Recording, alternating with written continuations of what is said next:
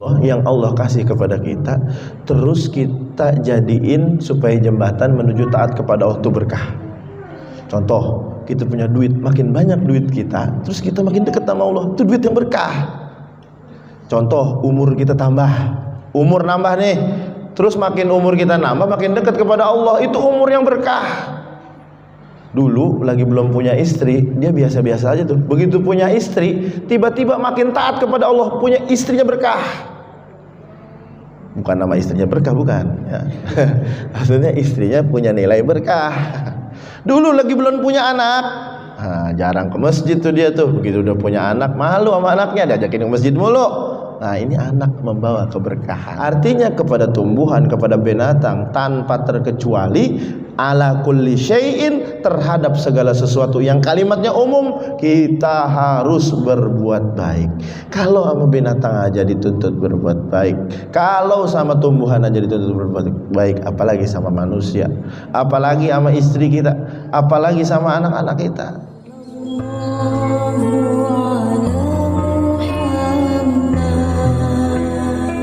Yaumiddin, iyyaka na'budu wa iyyaka nasta'in, ihdinas siratal mustaqim, siratal ladzina an'amta 'alaihim ghairil maghdubi 'alaihim.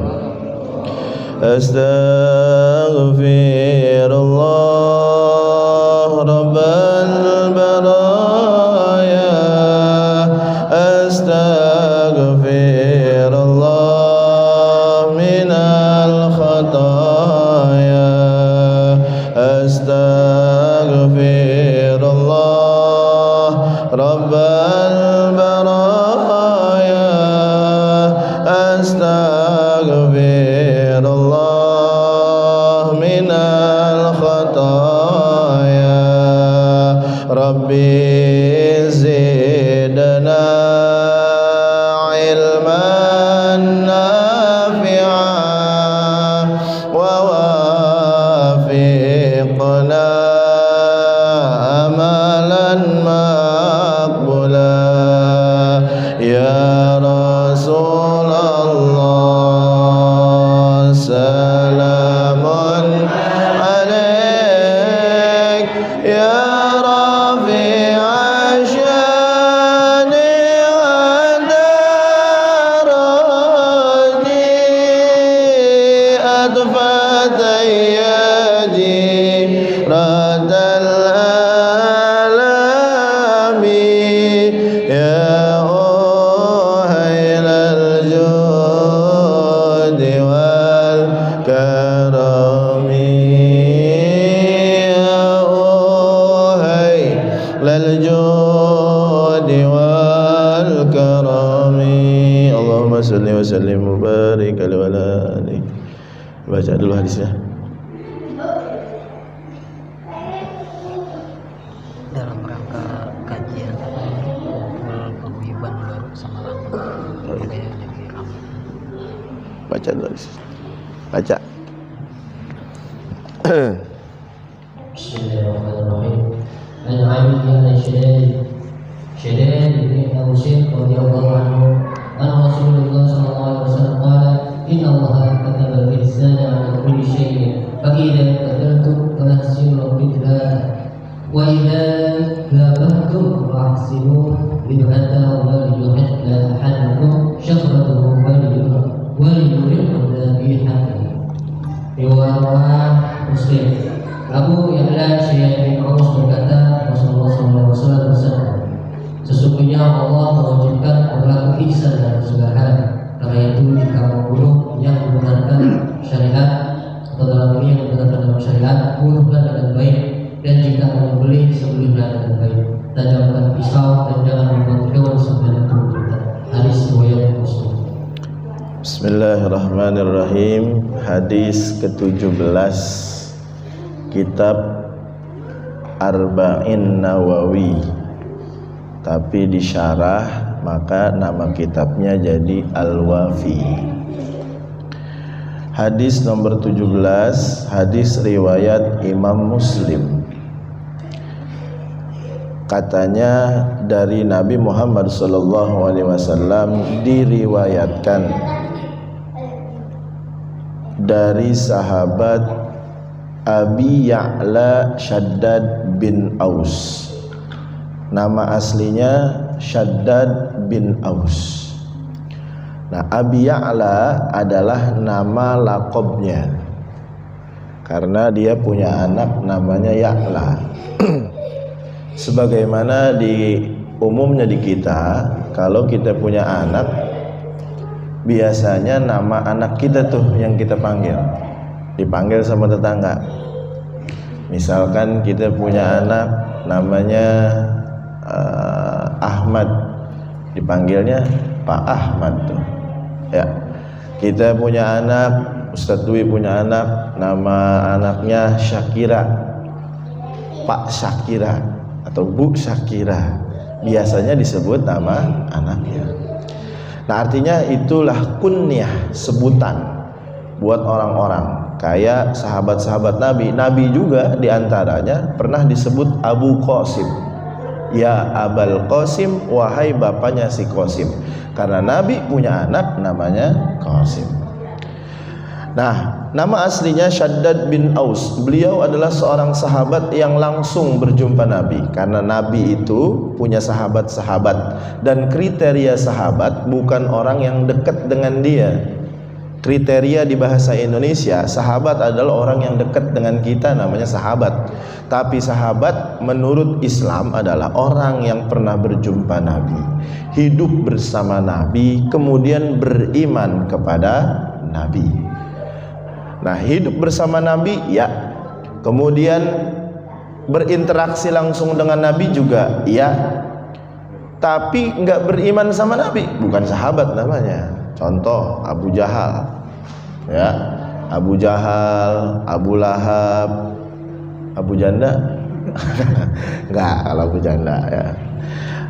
Artinya dia hidup sama Nabi, tapi nggak beriman sama Nabi, berarti namanya bukan sahabat.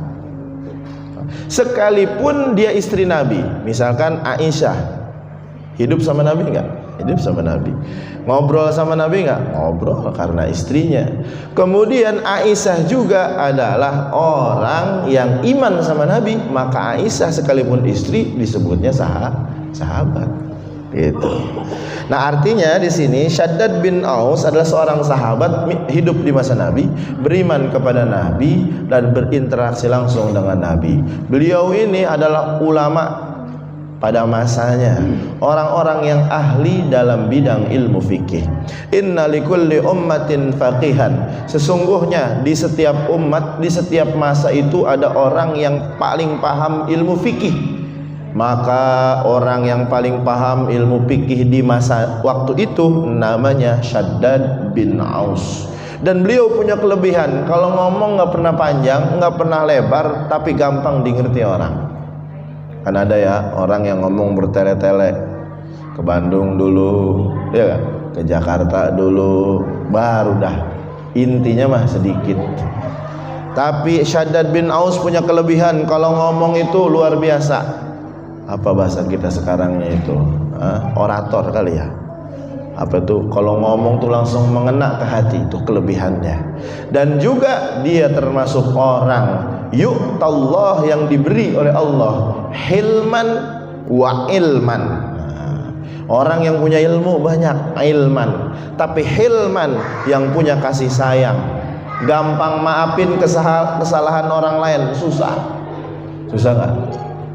Orang punya ilmu banyak, tapi ini Shaddad bin Aus ilmunya punya, kemudian dia juga punya rasa sabar yang tinggi. Kebanyakan kan kalau orang berilmu, karena pemahamannya terlalu dalam, karena analisanya terlalu tajam, gampang tersinggung. Betul gak? Karena kenapa? Saking dalam ilmunya tuh, ya gak? Saking dalam ilmunya. Tapi ini Shaddad bin Aus ilmunya sangat luar biasa dalam, pahman amikon. Kemudian dia juga adalah orang-orang yang punya rasa sabar sangat luar biasa. Tuh. Kemudian ini profil tentang periwayat hadisnya, dan gelarnya dia radhiyallahu an, semoga Allah meridhoinya. Semoga Allah meridhoinya. Itu siapa namanya? Siapa namanya? Lari-larian mulu. Hah? Siapa namanya? Itu siapa namanya? Hah? Hah? Siapa namanya yang lari itu tadi anak? Hah? Ya suruh duduk maksudnya, suruh duduk, nggak diapa-apain, suruh duduk, maksudnya mau dipanggil suruh duduk sini. Nah, apa katanya? Ar-Rasulillah, diriwayatkan dari Rasul bahwasanya qala, berkata Rasulullah pernah bersabda, innallaha, sesungguhnya Allah, kataba, telah mewajibkan al-ihsan, untuk berbuat baik, ala kulli syai'in, terhadap segala sesuatu. Allah kataba, mewajibkan. Ini kataba ini sebenarnya arti kata yang paling dasarnya harfiahnya nulis. Ya, kataba yaktubu kitabatan, artinya nulis. To write, menulis, writing, tulisan tuh. Nah, tapi banyak digunakan Al-Qur'an oleh Allah Subhanahu wa taala untuk mewajibkan. Contoh ayat puasa. Ya ayyuhalladzina amanu kutiba, Allah wajibkan. Artinya kutiba itu Allah wajibkan secara tertulis. Kalau cuma diwajibkan secara lisan, itu orang masih ragu-ragu. Contoh, kita disuruh atasan kita, ya Pak, disuruh atasan kita pengen pakai mulut doang. Kamu pergi ke sono, nanti uangnya saya transfer. Itu masih ragu-ragu tuh. Tapi kalau udah ada suratnya tuh, surat apa namanya? Surat jalannya. Surat jalannya, keterangannya ada jelas. Diperintah pakai mulut juga, diperintah juga pakai surat secara tertulis, maka resmi itu. Maka kutiba, Allah wajibkan itu puasa secara lisan dan secara tulisan. Maka wajibnya banget. Sehingga perempuan haid pun kalau ninggalin puasa Ramadan harus diganti. Ya enggak, Bu? Bu? Bu? Ada ibu-ibu? Ada. Oh, ada. Iya. Iya, Bu, udah dibayar belum puasa Ramadan? Bayar. Ya, bayar. Nih suaminya harus ngingetin nih, bayar yang punya utang. Kita semua punya perempuan, Pak, di rumah. Ada istri kita, ada ibu kita, ada anak perempuan kita, ponakan kita. Ingetin, takutnya dikit lagi udah mau masuk Ramadan yang akan datang. Tuh, yang pertama kutiba, kataba, diwajibkan al-ihsan. Ada juga ulama yang mengartikan kataba ini tolaba, minta. Allah minta kepada kita untuk berlaku baik. Nah, al-ihsan, kalimat baik ini di Quran banyak banget. Ada ihsan, ada khair, ada thayyib, apalagi itu ma'ruf, apalagi itu. Banyak kalimat baik di dalam Quran. Cuman fungsinya saja beda-beda. Waduh, makasih. Ada iklan. Kemudian kalimat ihsan di dalam Al-Quran itu kebaikan yang memang Allah pinta untuk segera dikerjakan. Untuk segera dikerjakan. Pasti perintahnya pakai ihsan. Seperti ayat tentang orang tua, ihsana. Muliakan orang tua, ihsana, karena itu sebuah kebaikan. Artinya di situ Allah minta untuk langsung dikerjain. Beda dengan khair. Khair itu kebaikan secara lurus, menyeluruh. Dzalika khairul lakum. Amalan-amalan ini baik buat kamu seluruhnya, tanpa ada permintaan untuk atau ada anjuran itu. Nah, kemudian ada khair, ada ma'ruf, kebaikan juga. Tapi kebaikan ma'ruf itu lebih sempit ketimbang dari kebaikan ihsan. Maka ya, ihsan ini dipinta kita berbuat baik oleh Allah Subhanahu wa taala ala kulli syai'in, kepada segala sesuatu atau atas segala sesuatu. Kalau bahasa Arab tulisannya nggak dimulai pakai alif lam, itu maknanya umum.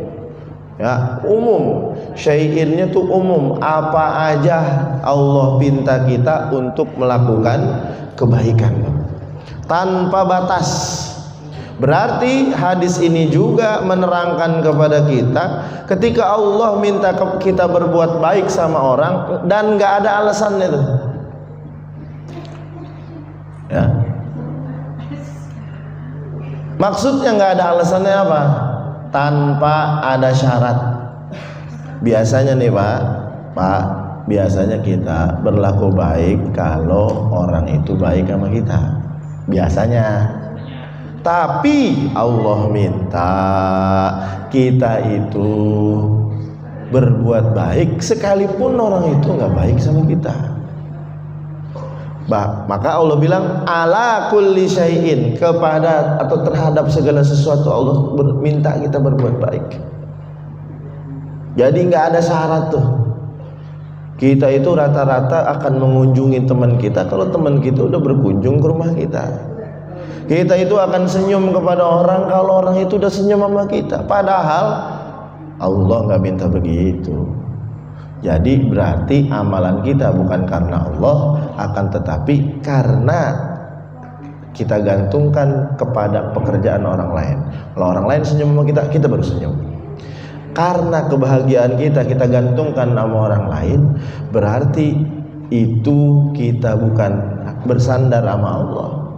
Enggak lam yalid wa lam yulad, enggak as-somad tuh ya, enggak kita itu yang bersandar hanya kepada Allah sehingga amalan-amalan kita ini jadi sia-sia tuh ya. Jadi ihsan ala kulli syai'in, terhadap segala sesuatu tanpa ada syarat.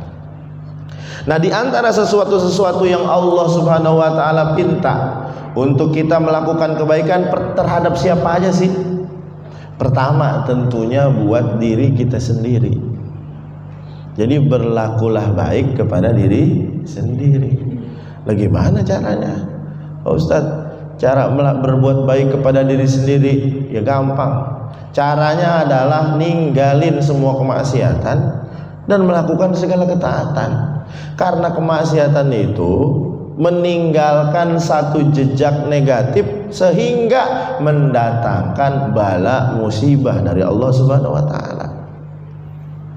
Kan ada doa tuh, Rabbana ya Rabbana zalamna anfusana wa illam taghfir lana wa tarhamna lanakunanna minal Rabbana ya Allah, zalamna, kami telah berbuat zolim, anfusana, diri kami. Bagaimana orang zolim kepada diri sendiri? Kalau kita zolim kepada orang, biasanya kita pukul dia, kita zolim sama dia. Kita ambil hak dia, kita zolim sama dia. Kita marahin istri kita, yang istri kita tidak melakukan kesalahan, marahnya berlebihan, itu kita zolim sama istri kita. Anak kita harusnya dapat pendidikan, kita nggak kasih. Anak kita harusnya dapat kasih sayang, kita nggak kasih. Kita zolim sama istri. Nah, zolim sama diri sendiri bagaimana? Yaitu dengan melakukan kemaksiatan sehingga mengundang murka Allah kepada diri kita. Tuh, rezeki susah banget, ini ngapa ya? Kalau susah mah jangan diundang. Kok bisa? Maksudnya gimana? Kali kurang sedekah. Ya. Kenapa ini musibah datang ke negeri ini? Jangan nyalain orang. Orang soleh, orang alim itu yang pertama diintrospeksi adalah dirinya sendiri, bukan orang lain. Hasan Al-Basri ketika di kota Madinah pada saat itu terjadi gelap gulita di desanya, di kampungnya, seolah-olah akan turun bencana. Ini semua orang udah pada bingung, kagak bisa makan, gak bisa tidur. Kenapa? Takut banjir, takut segala macam musibah. Maka Imam Hasan Al-Basri doa, Allahumma la tu'adzibhum bisababi. Ya Allah, jangan azab kampung saya, negara saya karena dosa saya. Yang diintrospeksi diri sendiri itu. Alhamdulillah, makasih ya. Jadi yang diintrospeksi diri sendiri. Ini kita kadang-kadang introspeksi orang lain. Ini gara-gara dia nih. Ini gara-gara dia nih. Ini gara-gara ono. Ini jangan-jangan gara-gara ini nih. Ini gara-gara ini nih, gara-gara ini. Ya. Tanpa kita sadar kalau kita nunjuk ke orang, satu ke orang, tiganya kemana? Nih jari kita nunjuk orang nih. Satu tunjuk. Tiganya kemana? Kita. Tuh. Sini 3, balik lagi ke 3. Artinya introspeksi diri. Jangan orang lain terus kita introspeksi. Jangan-jangan nih gara-gara pemerintah nih. Jangan-jangan nih gara-gara presiden. Jangan-jangan nih gara-gara rakyat yang ini nih. Jangan-jangan gara-gara politikus ini nih, gara-gara ini, gara-gara itu. Betul, semuanya punya mungkin kesalahan, tapi jangan mikirin kesalahan orang lain mulu, pikirin juga kesalahan kita. Pikirin juga kesalahan kita. Karena kita nggak tahu, banyak juga pasti salah-salah kita yang menyebabkan kesusahan, kesulitan, musibah buat kita. Wa ma asaba min musibatin famin nafsik. Tidaklah kesulitan menimpa dirimu pasti gara-gara kamu sendiri. Awalnya mesti gara-gara diri kita sendiri. Nabi Adam kenapa terusir dari surga? Kan salah sendiri. Udah diatur, kata Allah jangan deket-deket tuh pohon. Dia deket juga. Terusir nggak tuh? Terusir. Kenapa? Nabi Yunus ditelan ikan yang begitu besar. Karena dia lari dari tanggung jawab dakwah. Semuanya punya, cuma Nabi Muhammad doang yang kagak punya salah tuh. Nah ini yang bikin repot, daripada di umat akhir zaman sering nyalain orang, jarang nyalain diri sendiri. Satu, jadi yang pertama kita tolong diri kita sendiri, Pak. Dengan cara apa? Melakukan taat, melakukan kemaksiatan, insya Allah Allah tolong tuh. Yang susah, apalagi PPKM nih diperpanjang lagi, susah kata orang susah. Ekonomi susah. Ada lagi bahasa orang Betawi bilang apa? Yang haram aja susah. Ya, ada nggak tuh kalimat? Apalagi yang halal. Ini hati-hati nih kalimat nih. Nggak bagus nih kalimat. Yang haram aja susah, apalagi yang halal. Kata siapa? Orang bertakwa kepada Allah Subhanahu wa taala, yarzuqhu, Allah kasih rezeki min haitsu la yahtasib. Orang yang bertawakal kepada Allah, fahuwa hasbuh, dicukupin sama Allah Subhanahu wa taala. Orang yang bertakwa kepada Allah Subhanahu wa taala, yaj'al min amrihi yusra, semua urusannya gampang.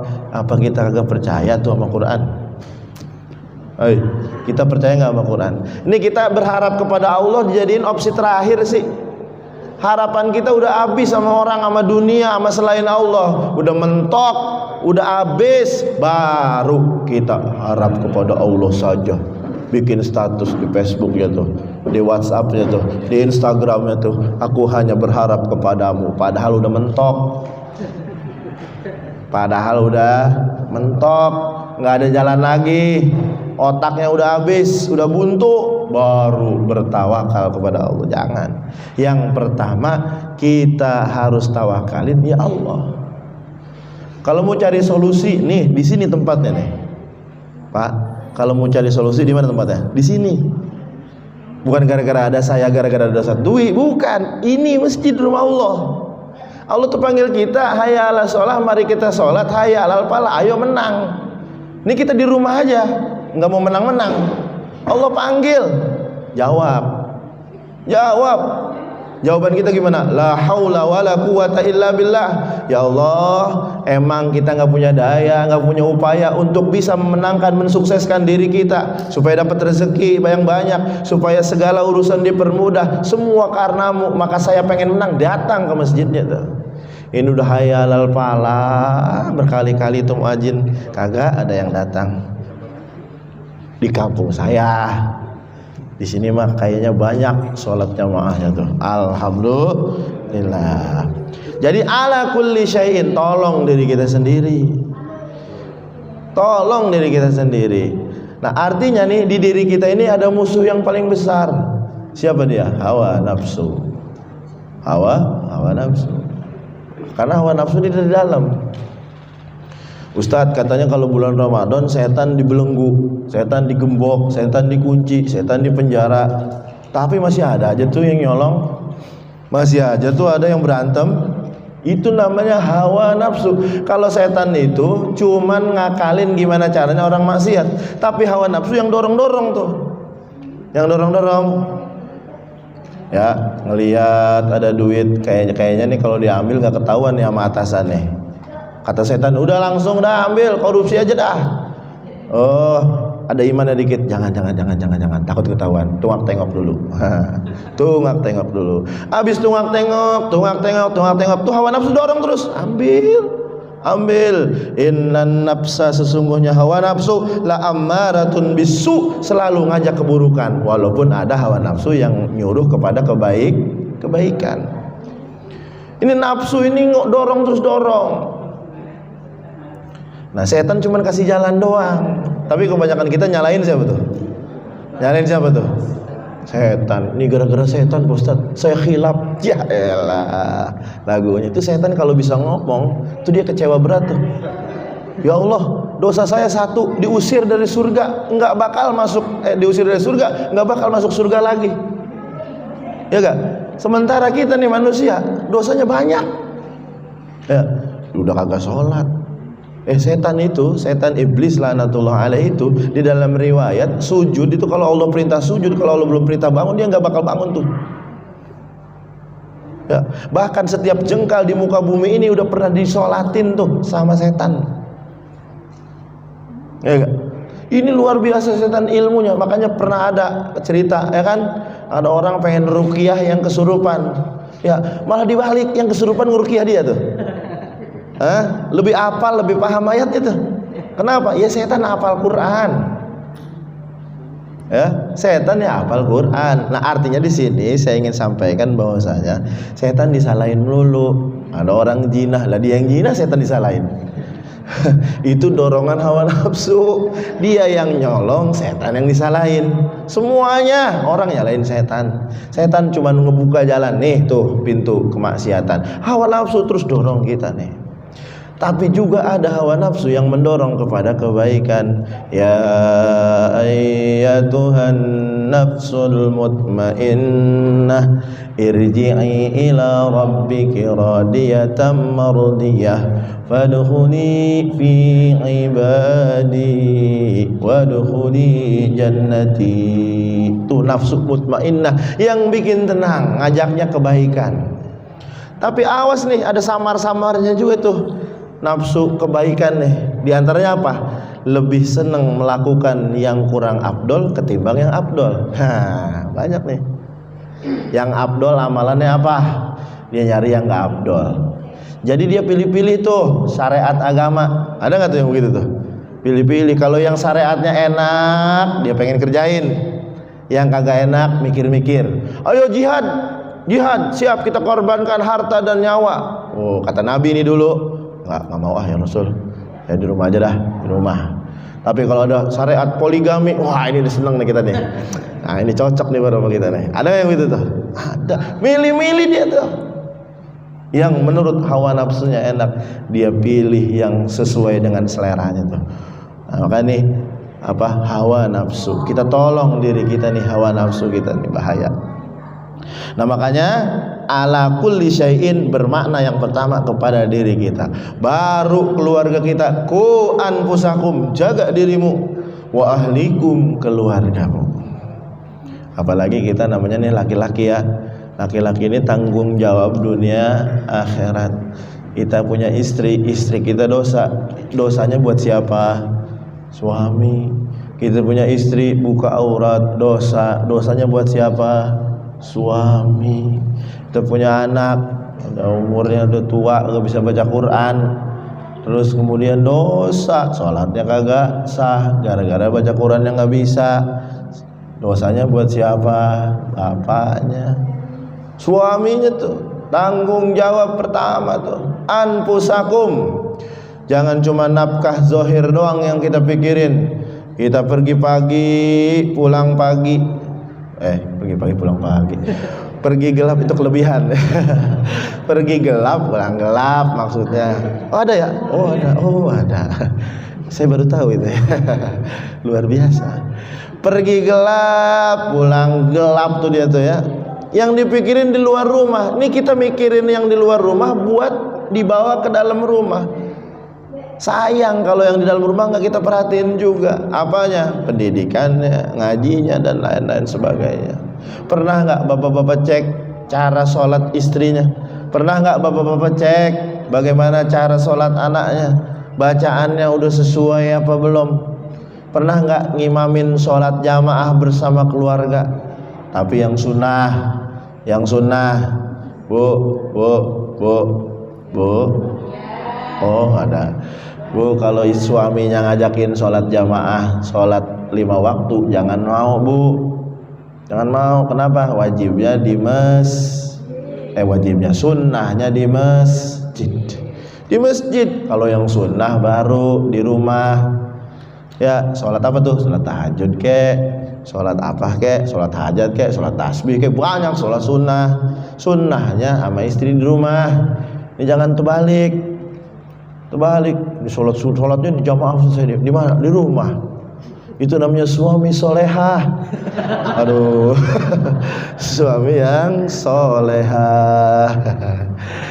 Aduh, ya. Artinya gini bu, bapak-bapak juga perlu paham begini. Kita itu bisa nggak khusyuk sholat jamaah? Karena ada sebagian orang yang khusyuk banget kalau sholat jamaah, tapi kalau sendiri dia nggak khusyuk.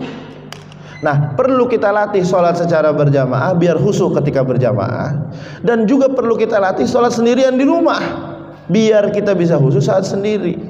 Ada orang yang sholatnya sendiri terus, jadi kalau rame nggak khusyuk tuh dia, keganggu sama suara motor lewat, keganggu sama suara jamaah yang lain yang batuk, keganggu sama sama-sama jamaah yang lainnya, nggak khusyuk tuh. Dia biasa sendirian, akhirnya kalau sholat rame-rame dia nggak bisa. Ada yang begitu. Ada juga yang biasanya kalau lagi jamaah khusyuk banget tuh, tapi kalau sholat sendirian apa aja kepikiran.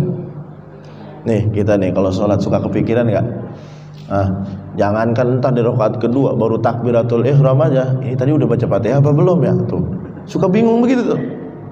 Kadang-kadang ngeliatin sejadah, ya enggak, sholat kata Ustaz harus ngeliatin sejadah, sebab kalau merem hukumnya makruh. Liatin aja sejadah, lama-lama setan datang tuh, ngebuka tuh jalan tuh, nafsu dorong. Kata nafsu, itu kok gambar kubah masjidnya bengkok ya? Itu tuh setan sendirian. Belum ganggu HP-nya bunyi ya di rumah, belum istrinya, belum anaknya yang kecil nangis terus keganggu, tapi kita harus bisa tuh. Jadi latihannya buat sholat secara rame-rame di masjid sambil syiar agama, latihan di rumah biar khusyuk juga. Ahlikum, keluarga kita perhatiin.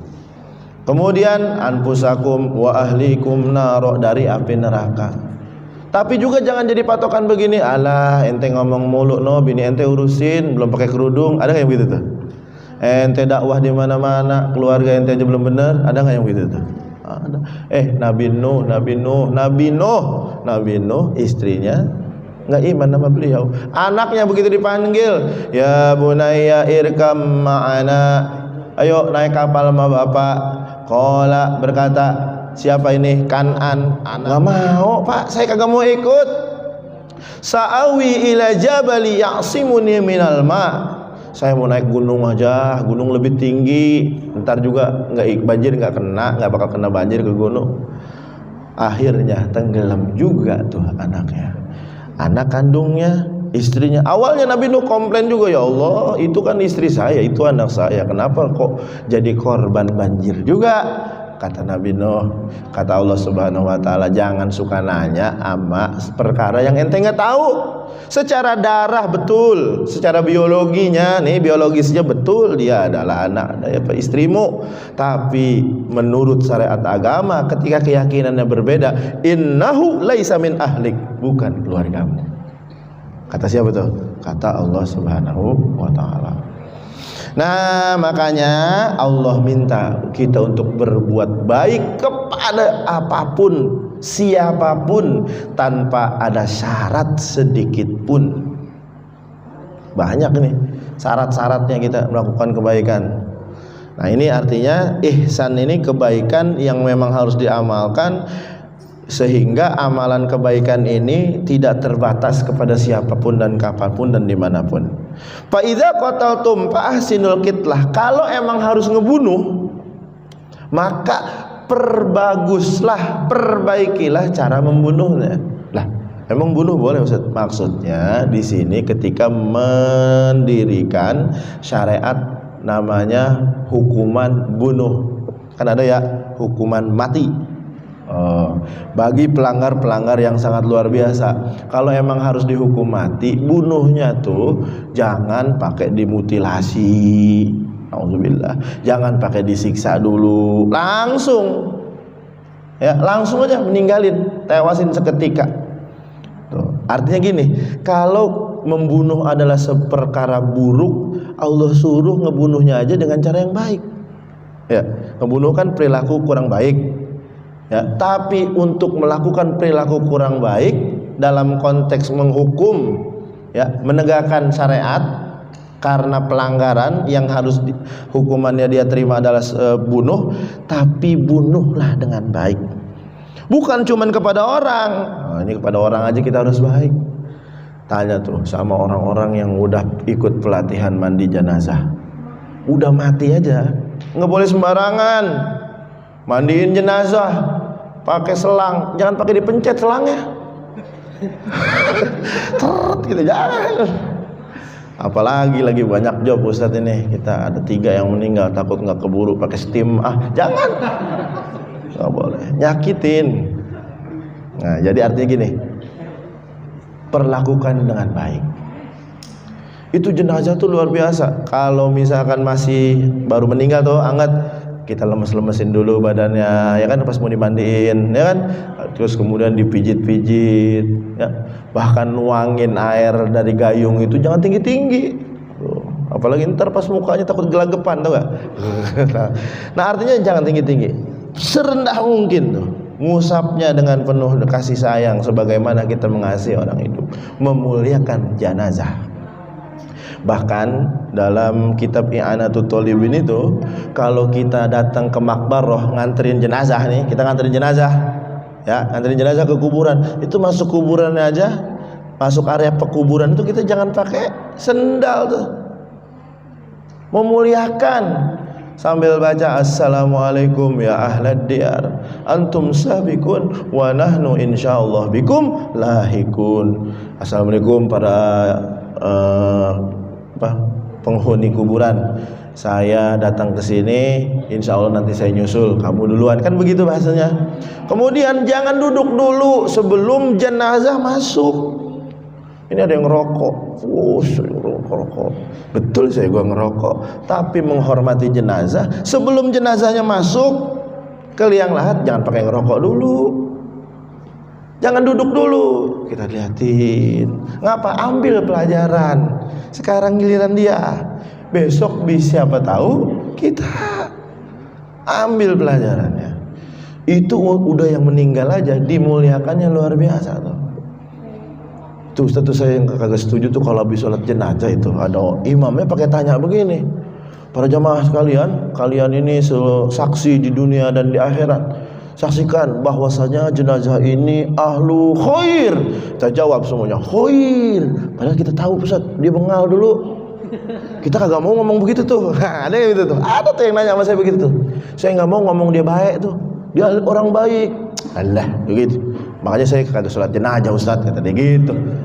Ada nggak yang begitu tuh? Ada. Nih, jangan pernah kita berkata buruk tentang jenazah sekalipun kita tahu keburukannya. Nah, kalimat itu adalah jumlah du'aiyah. Apa jumlah du'aiyah? Kalimat yang dikeluarkan oleh lisan kita sebagai harapan dan doa supaya ini almarhum dengan kasih sayang kita, walaupun semasa hidupnya kita tahu nggak pernah ke masjid, lu giliran mati baru ke masjid. Tahu nih, kita tahu dia ini kurang baik, dia ini ahlu maksiat, tapi benar-benar kita itu doain dia, ya Allah, walaupun begitu, mudah-mudahan dia juga orang baik dah. Ya minimal dia meninggal, kampung kita aman, kan gitu. Baik nggak tuh? Baik. Jadi kadang-kadang kita ngelihat dari satu sisi doang tuh. Jadi seandainya harus membunuh, bunuh dengan baik, muliakan. Bahkan di sini di hadis ini diterangkan bahwasanya dilarang membunuh itu dengan dibakar, dimutilasi, dipotong-potong, dicincang. Waduh, nauzubillah tuh. Yang enggak bagus. Maka di sini atau dalam melakukan kisos, nyawa dibalas nyawa. Ketika ada orang melakukan keburukan dengan cara memukul kepala, dibalas lagi dengan pukulnya. Harus sama persis. Kadang kita kisos nih, dulu teman saya di pesantren begitu, kisos, ada orang diludahin nih, teman pesantren diludahin gitu, kata pengurus, udah ludahin lagi. Kadang-kadang kita kelebihan ngeludahin ya, pakai reak segala. Allah, dia ngeludahin doang, kita pakai reak segala. Nah ini artinya suka ada yang kelebihan. Kisos benar-benar kisos. Fa idza dzabahtum, kalau seandainya mau menyembelih binatang, apa? Fa ahsinudz dzibhah, juga dengan penyembelihan yang baik. Ya, nyembelih dengan baik. Insyaallah udah pada tahu lah ya. Dengan cara apa? Dengan cara di sini caranya wal yuhidda ahadukum sabratahu, tajamin pisaunya supaya sekali penyembelihan mati langsung. Kemudian tutup supaya kambing atau sapi atau binatang korban yang lain enggak ngelihat. Ya enggak? Biar enggak ngelihat. Kenapa? Adabnya. Makanya apalagi orang dulu. Kalau yang orang Betawi, orang-orang kampung yang tinggal di zaman dulu nih ya, zaman dulu saya ingat itu kalau kerbau mau disembelih itu pakai payung segala. Ya enggak? Pakai kain putih, pakai bunga segala, pakai minyak wangi. Bukan syirik, bukan, memuliakan binatang. Ditutupin pakai payung, begitu, memuliakan binatang yang luar biasa. Ini orang kadang-kadang baru lihat, apaan tuh kebo segala dikasih minyak wangi, syirik tuh. Syirik. Ini kan sifat memuliakan kita kepada binatang. Oh, jadi tergantung orang ngelihatnya dari sisi mana. Ya, kayak orang ziarah kubur gitu. Ziarah kubur ini kuburan nih Pak, kuburan. Terus kita begini. Coba, secara mata zahir kelihatannya gimana? Kayak orang lagi minta ke kuburan kan? Begini aja nih, ziarah kubur. Kelihatannya begitu. Tapi kan yang dibaca sama yang ziarah apa? Allahumma gfir lahu, ya Allah ampunin nih yang meninggal nih, ampunin. Kita lagi minta ampunan buat dia, itu doang. Ya, walaupun mungkin ada perbedaan pendapat, ada yang senang ziarah, mangga, yang nggak senang ziarah silahkan. Kalau saya yang suka ziarah, yang nggak suka saya nggak maksa biar suka kok, sama-sama udah. Tapi ini saya pengen jelasin, jangan menilai orang cuma dari satu kacamata doang. Akhirnya kesimpulannya takut salah. Wal yuhidda ahadukum sabratahu, tajemin pisaunya biar motongnya mantep, langsung meninggal.